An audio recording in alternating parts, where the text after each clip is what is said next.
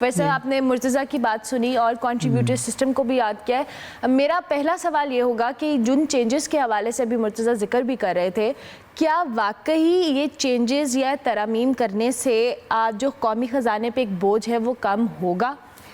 بسم اللہ الرحمن الرحیم. یہ جو انہوں نے مطلب پینشنز میں ریفارمز کی ہیں, یہ ریفارمز آپ اگر دیکھیں تو زیادہ تر اس کا ایفیکٹ جو ہے یہ نئے آنے والے ملازمین کے ساتھ انہوں نے رکھا ہے. اب آپ دیکھیں نا کنٹریبیوٹری جو پینشن ہے اگر اس کے اوپر بات کی جائے تو یہ 1 جولائی سے 2024 سے یہ اپلائی ہونا ہے. اب آپ دیکھیں کہ اس کا ایفیکٹ جو ہے یہ مطلب اگر کوئی بندہ ریٹائر ہوگا, کوئی سرکاری ملازم 35 سال بعد یا 40 سال بعد اس نے ریٹائر ہونا ہے نا, تو اس کا مطلب یہ ہوا کہ مطلب موجودہ جو آپ کا مالی بحران ہے اس پہ اس کا کوئی امپیکٹ ہونا ہی نہیں. دیکھیں جو موجودہ اس وقت سرکاری ملازمین ہیں جو اگلے 10 سال میں مطلب ریٹائرمنٹ کی طرف جا رہے ہیں, اب آپ دیکھیں 10 سال میں جو ریٹائر ہو رہا ہے وہ تو اس کنٹریبیوٹری اسکیم میں آئے گا ہی نہیں, تو لہٰذا گورنمنٹ کا جو فائنینشیل امپیکٹ ہے وہ تو اسی طرح سے ایگزسٹ کرنا ہے.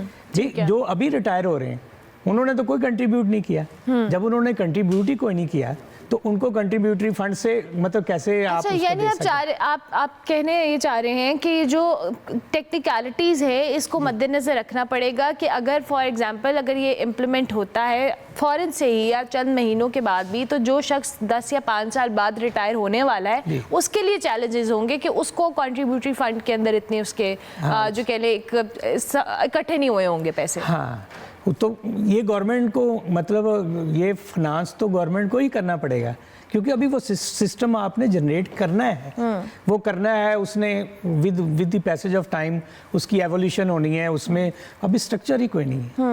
آپ نے وہ سٹرکچر بنانا ہے, پھر آگے اس پہ ورکنگ ہوگی. اچھا میرا اگلا سوال یہ ہے کہ دیکھیں ایک بات تو یہ بھی ہے, ہم سب جانتے ہیں کہ کسی نہ کسی گھر کے اندر ایون مائی ابا از ریٹائرڈ جو سرکاری ملازم ہے, بٹ اب ایک سسٹم چل رہا ہے کہ جی ایک شخص کی ڈیتھ ہو گئی, اس کی فیملی کو مل رہی ہے, بیوہ کو مل رہی تھی, پھر اگر ان کی بھی خدا نخواستہ ڈیتھ ہو گئی ہے تو آگے اس کے بچوں کو بھی ملے جا رہی ہے.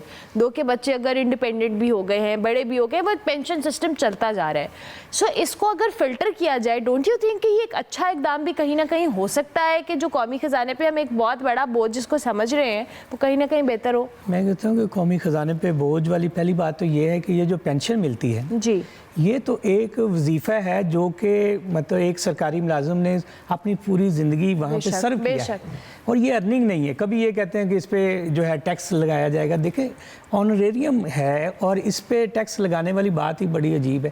اب آپ دیکھیں کہ 10 سال بعد اگر مطلب جو مطلب سرکاری ملازم کی بیوہ ہے اس کی آپ پینشن بند کر دیں گے تو اس کے بعد وہ اپنے گھر کا چولہا چلائے گی کیسے؟ دیکھیں نا مطلب بچے جوان ہو گئے, ان کی شادیاں ہو گئی, وہ اپنی انڈیپینڈنٹ لائف گزار رہے ہیں. تو یہ ایک آسرا تھا جو کہ سرکاری ملازمین کو مطلب آفٹر ریٹائرمنٹ جو ہے اس پہ ان کا گزارا ہوتا تھا, اور وہ بھی کوئی بہت زیادہ اماؤنٹ نہیں ہے. میں یہ سمجھتا ہوں کہ یہ گورنمنٹ کی مس مینجمنٹ کی وجہ سے بھی ہے کہ اب آپ دیکھیں نا 10 سال کے بعد وہ خاتون کرے گی کیا؟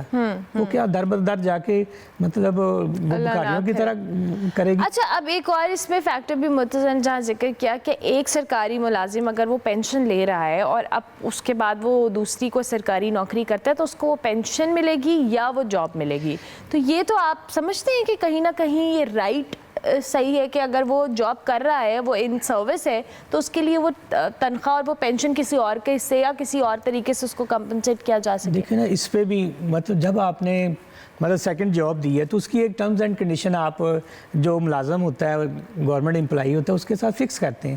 اب آپ نے اس وقت اس کے ساتھ یہ فکس نہیں کی. سیکنڈلی میں آپ کو بتاؤں کہ اگر آپ ریئلٹی پہ جائیں نا تو سیکنڈ جاب کرتا کون ہے؟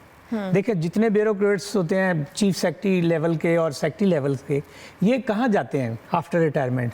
یہ کہیں PPSC میں چلے جاتے ہیں, کہیں یہ پنجاب سروس ٹریبونل میں جا کے سیکنڈ جاب کر رہے ہوتے ہیں, یا آپ کی جو ڈیفنس کے آرمی کے لوگ ہیں یہ آ کے مطلب سیکنڈ جاب کرتے ہیں. ایک عام سرکاری ملازم جو ہے اس کو سیکنڈ جاب ملتی نہیں ہے. اور یا پھر کیا کرتے ہیں کہ جو عام فوجی ہیں मतलब वो रिटायर होते हैं, रिटायर होने के बाद वो कहीं गार्ड की किसी बैंक में नौकरी कर रहे होते हैं।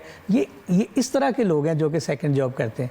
तो मेरी राय के मुताबिक ये कोई इतनी सिग्निफिकेंट अमाउंट है ही नहीं जो कि इस तरह से कर रहे हैं। आपके मुताबिक अगर ये इकदाम इम्प्लीमेंट होने चाहिए तो इस पर प्रॉपर चेक एंड बैलेंस या थॉट होने चाहिए। Thank you very much professor, बहुत शुक्रिया आपने मुझे ज्वाइन किया जी।